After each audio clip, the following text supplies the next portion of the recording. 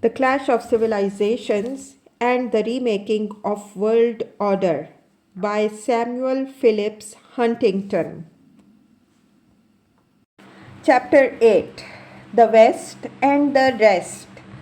Intercivilizational Issues.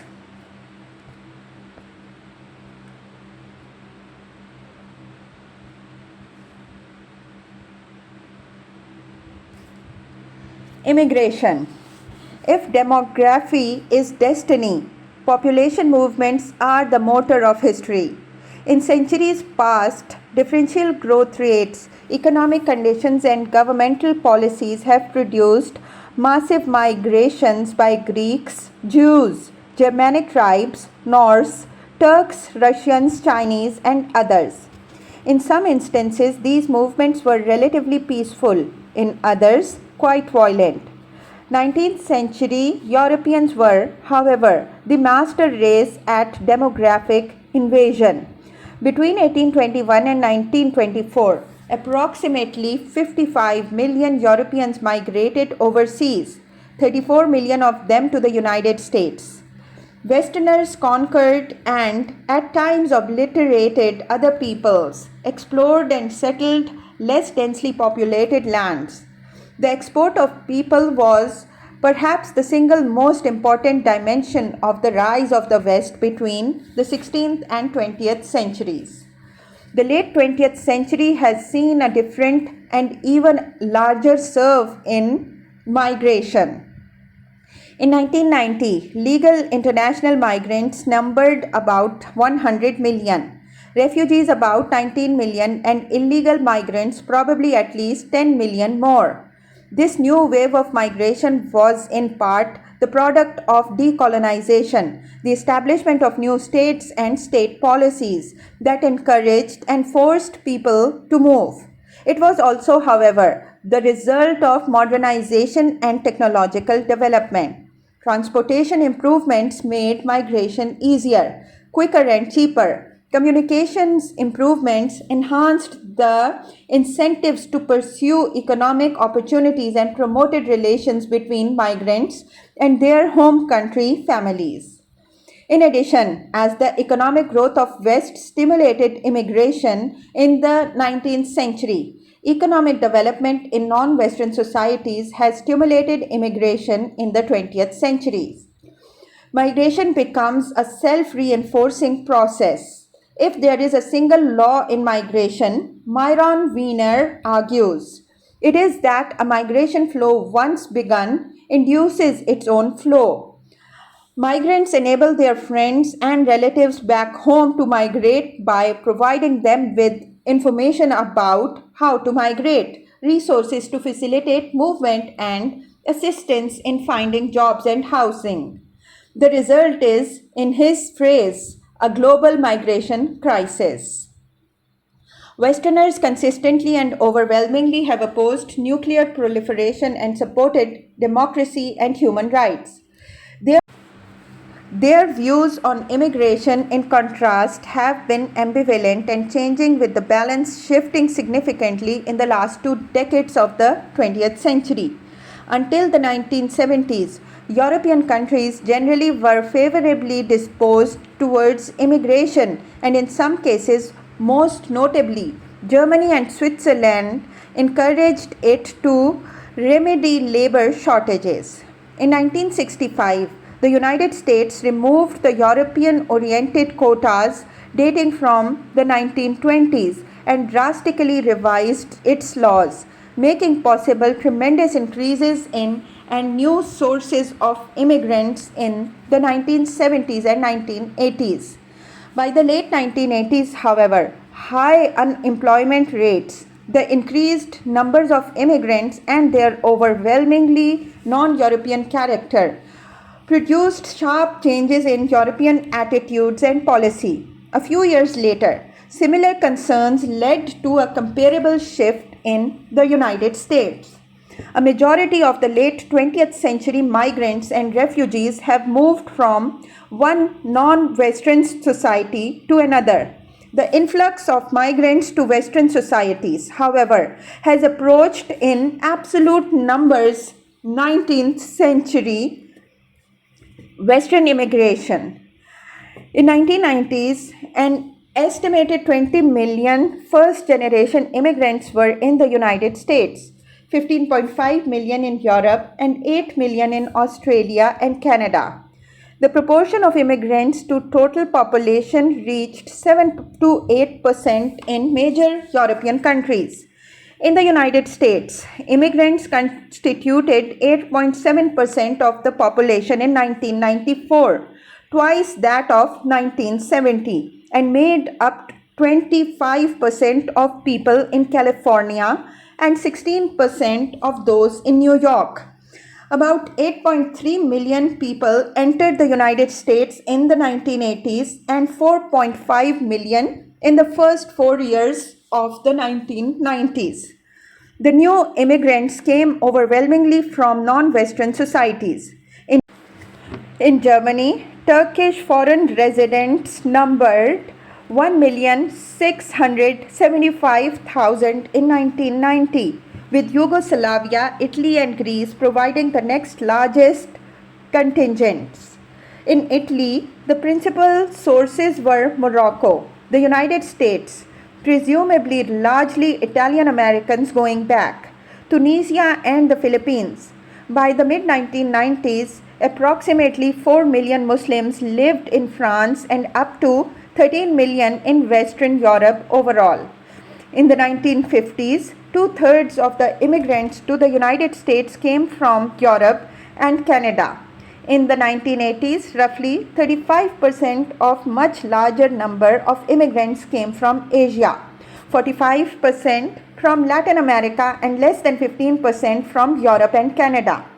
Natural population growth is low in the United States and virtually zero in Europe. Migrants have high fertility rates and hence account for most future population growth in Western societies.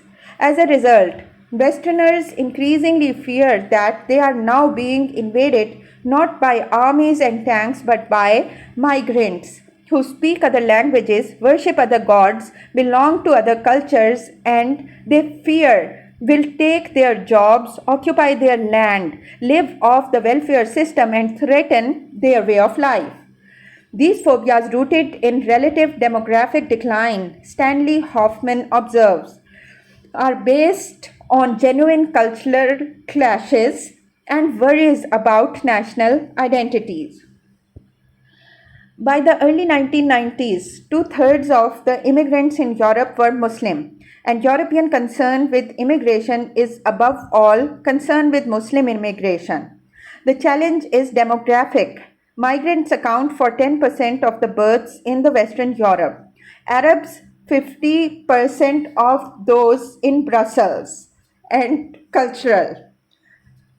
Muslim communities, whether Turkish in Germany or Algerian in France, have not been integrated into their host cultures, and to the concern of Europeans show few signs of becoming so. There is a fear growing all across Europe. Jean-Marie Demonac said in 1991 of a Muslim community that cuts across European lines, a sort of 13th nation of the European community. With respect to immigrants, an American journalist commented, European hostility is curiously selective. Few in France worry about an onslaught from the East. Poles, after all, are European and Catholic, and for the most part, non-Arab African immigrants are neither feared nor despised. The hostility is directed mostly at Muslims. The word immigrate is virtually synonymous with Islam, now France's second largest religion, and reflects a cultural and ethnic racism deeply rooted in French history. The French, however, are more culturalist than racist in any strict sense. They have accepted black Africans who speak perfect French in their legislature, but they do not accept Muslim girls who wear headscarves in their schools. In 1990, 76% of French public thought there were too many Arabs in France, 46% too many blacks. 40% too many Asians, and 24% too many Jews. In 1994, 47% of Germans said they would prefer not to have Arabs living in their neighborhoods. 39% did not want Poles, 36% Turks, and 22% Jews. In Western Europe, anti-Semitism directed against Arabs has largely replaced anti-Semitism directed against Jews. Public opposition to immigration and hostility toward immigrants manifested itself at the extreme in acts of violence against immigrant communities and individuals, which particularly became an issue in Germany in the early 1990s. More significant were increases in the votes for right-wing nationalist anti-immigration parties. These votes were, however, seldom large. The Republican Party in Germany got over 7% of the vote in the European elections in 1989, but only 2.1% in the national elections in 1990. In France, the National Front vote, which had been negligible in 1981, went up to 9.6% in 1988 and thereafter stabilized between 12% and 15% in regional and parliamentary elections. In 1995, the two nationalist candidates for president captured 19.9% of the vote, and the National Front elected mayors in several cities included Toulon and Nice. In Italy, the votes for the MSI, National Alliance, similarly rose from about 5% in 1980s to between 10% and 15% in the early 1990s. In Belgium, the Flemish Bloc National Front vote increased to 9% in 1994 local elections, with the bloc getting 28% of the vote in Antwerp. In Austria, the vote in general election for the Freedom Party increased from less than 10% in 1986 to over 15% in 1990 and almost 23% in 1994. These European parties opposing Muslim immigration were in large part the mirror image of the Islamist parties in Muslim countries. Both were outsiders denouncing a corrupt establishment and its parties, exploiting economic grievances, particularly unemployment, making ethnic and religious appeals, and attacking foreign influences in their societies. In both cases, an extremist fringe engaged in acts of terrorism and violence. In most instances, both Islamist and European nationalist parties tended to do better in local than in the national elections. Muslim and European political establishments responded to these developments in similar fashion. In Muslim countries, as we have seen, governments universally became more Islamic in their orientations, symbols, policies, and practices. In Europe, mainstream parties adopted the rhetoric and promoted the measures of the right-wing anti-immigration parties. When democratic politics was functioning effectively and two or more alternative parties existed to the Islamist or nationalist party, their vote hit a ceiling of about 20%. The protest parties broke through that ceiling only when no other effective alternative existed to the party or coalition in power, as was the case in Algeria, Austria, and in considerable measure, Italy. In the early 1990s, European political leaders competed with each other to respond to anti-immigration sentiment. In France, Jacques Chirac declared in 1990 that immigration must be totally stopped. Interior Minister Charles Pasqua argued in 1993 for zero immigration, and Francois Mitterrand, Edith Cresson, Valéry Giscard, and other mainstream politicians took anti-immigration stances. Immigration was a major issue in the parliamentary elections of 1993 and apparently contributed to the victory of the conservative parties. During the early 1990s, French government policy was changed to make it more difficult for the children of foreigners to become citizens, for families of foreigners to immigrate, for foreigners to ask for the right of asylum, and for Algerians to get visas to come to France. Illegal immigrants were deported, and the power of the police and other government authorities dealing with immigration were strengthened. In Germany, Chancellor Helmut Kohl and other political leaders also expressed concerns about immigration, and in its most important move, the government amended Article 16 of the German Constitution, guaranteeing asylum to people persecuted on political grounds and cut benefits to asylum seekers. In 1992, 438,000 people came to Germany for asylum. In 1994, only 127,000 did. In 1980, Britain had drastically cut back its immigration to about 50,000 a year, and hence the issue raised less intense emotions and opposition there than on the continent. Between 1992 and 1994, however, Britain reduced the number of asylum seekers permitted to stay from over 20,000 to less than 10,000. As barriers to movement within the European Union came down, British concerns were in large measure focused on the dangers of non-European migration from the continent.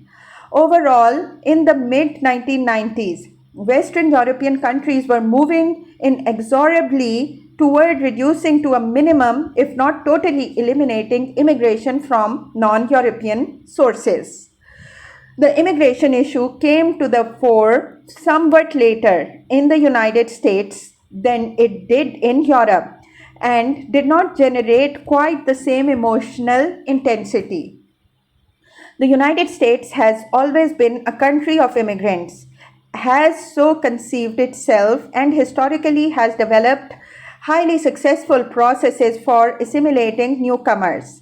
In addition, in the 1980s and 1990s, unemployment was considerably lower in the United States than in Europe, and fear of losing jobs was not a decisive factor shaping attitudes towards immigration. The sources of American immigration were also more varied than in Europe, and thus the fear of being swamped by a single foreign group was less nationally, although real in particular localities. The cultural distance of the two largest migrant groups from the host culture was also less than in Europe. Mexicans are Catholic and Spanish speaking, Filipinos Catholic and English speaking. Despite these factors, in the quarter century after passage of the 1965 Act that permitted greatly increased Asian and Latin American immigration, American public opinion shifted decisively. In 1965, only 33% of the public wanted less immigration. In 1997, 42% did, and in 1986, 49% did, and in 1990 and 1993, 61% did. Polls in the 1990s consistently showed 60% or more of the public favoring reduced immigration. While economic concerns and economic conditions affect attitudes towards immigration, the steadily rising opposition in good times and bad suggests that culture, crime, and the way of life were more important in this change of opinion. Many, perhaps most Americans, one observer commented in 1994, still see their nation as a European, settled country whose laws are an inheritance from England, whose language is and should remain English, whose institutions and public buildings find inspiration in Western classical norms, whose religion has Judeo-Christian roots, and whose greatness initially rose from the Protestant work ethic.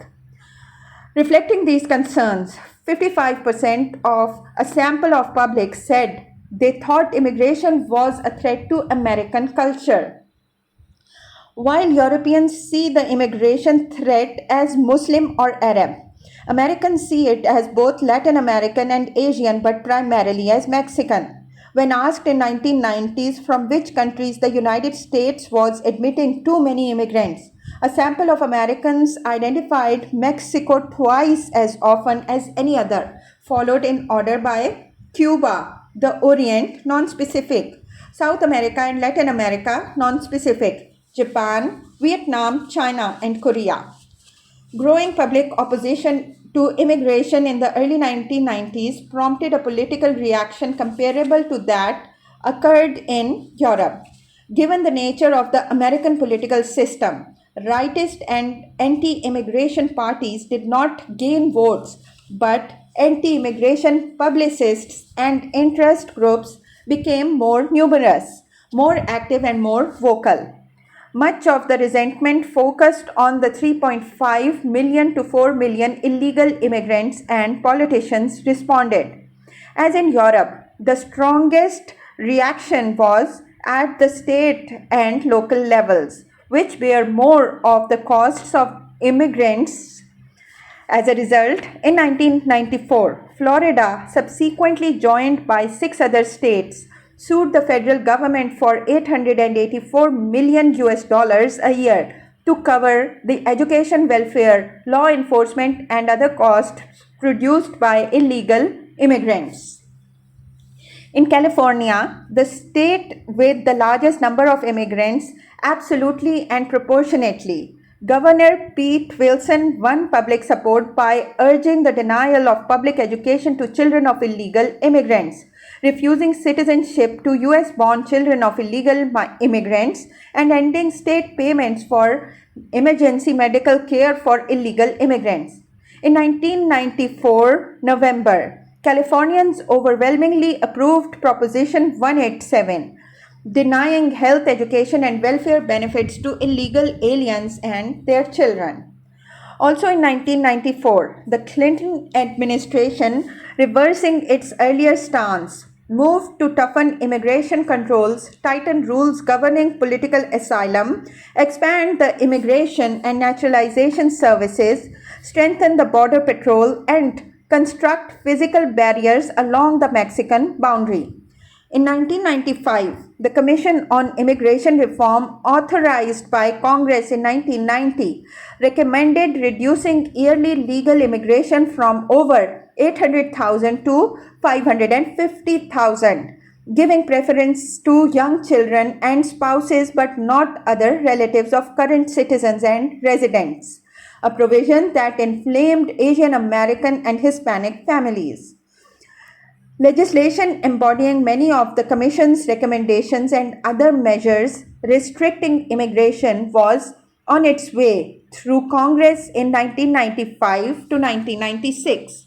By the mid-1990s, immigration had thus become a major political issue in the United States, and in 1996, Patrick Buchanan made opposition to immigration a central plank in his presidential campaign. The United States is following Europe in moving to cut back substantially the entry of non-Westerners to its society.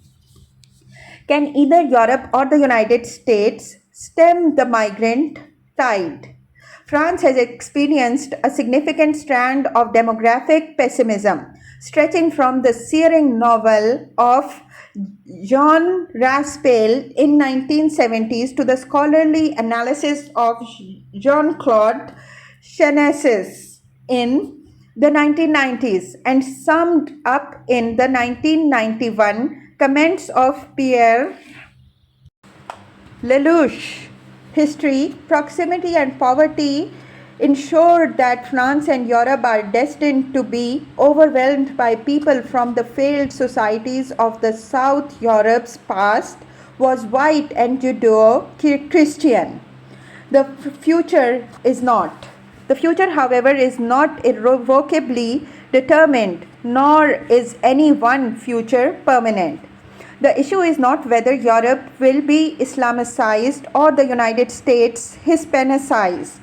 It is whether Europe and America will become cleft societies encompassing two distinct and largely separate communities from two different civilizations, which in turn depends on the numbers of immigrants and the extent to which they are assimilated into the Western cultures prevailing in Europe and America. European societies generally either do not want to assimilate immigrants or have great difficulty doing so, and the degree to which Muslim immigrants and their children want to be assimilated is unclear. Hence, sustained substantial immigration is likely to produce countries divided into Christian and Muslim communities. This outcome can be avoided to the extent that European governments and peoples are willing to bear the costs of restricting such immigration, which include the direct fiscal costs of anti-immigration measures, the social costs of further alienating existing immigrant communities, and the potential long-term economic costs of labor shortages and lower rates of growth. The problem of Muslim demographic invasion is, however, likely to weaken as the population growth rates in North African and Middle Eastern societies peak, as they already have in some countries, and begin to decline. Insofar as demographic pressure stimulates immigration, Muslim immigration could be much less by 2025. This is not true for sub-Saharan Africa. If economic development occurs and promotes social mobilization in West and Central Africa, the incentives and capacities to immigrate will increase, and the threat to Europe of Islamization will be succeeded by that of Africanization. The extent to which this threat materializes will also be significantly influenced by the degree to which African populations are reduced by AIDS and other plagues, and the degree to which South Africa attracts immigrants from elsewhere in Africa. While Muslims pose the immediate problem to Europe, Mexicans pose the problem for the United States. Assuming continuation of current trends and policies, the American population will, as the figures in Table 8.2 show, change dramatically in the first half of the 20th century, becoming almost 50% white and 25% Hispanic.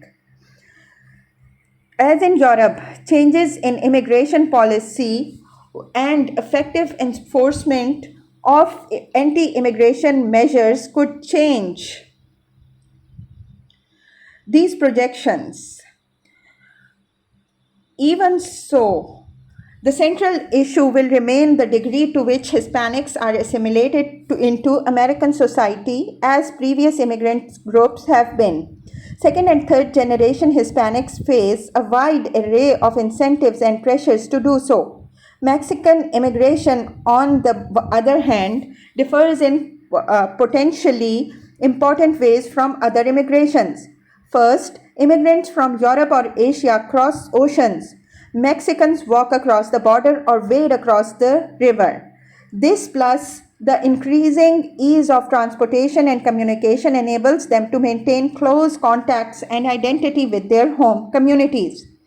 Second, Mexican immigrants are concentrated in the southwestern United States and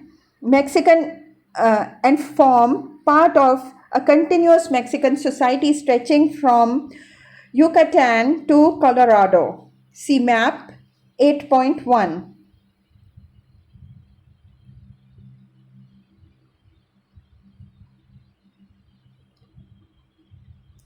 Third, some evidence suggests that resistance to assimilation is stronger among Mexican immigrants than it is with other immigrant groups, and that Mexicans tend to retain their Mexican identity, as was evident in the struggle over Proposition 187 in California in 1994. Fourth, the area settled by Mexican migrants was annexed by the United States after it defeated Mexico in the mid-19th century. Mexican economic development will almost certainly generate Mexican revanchist sentiments. In due course, the results of American military expansion in the 19th century could be threatened and possibly reversed by Mexican demographic expansion in the 21st century. The changing balance of power among civilizations makes it more and more difficult for the West to achieve its goal with respect to weapons proliferation, human rights, immigration, and other issues. To minimize its losses in this situation requires the West to wield skillfully its economic resources as carrots and sticks in dealing with other societies, to bolster its unity and coordinate its policies so as to make more difficult for other societies to play one Western country off against another, and to promote and exploit differences among non-Western nations. The West's ability to pursue these strategies will be shaped by the nature and intensity of its conflicts with the challenger civilization on the one hand, and the extent to which it can identify and develop common interests with the swing civilizations on the other.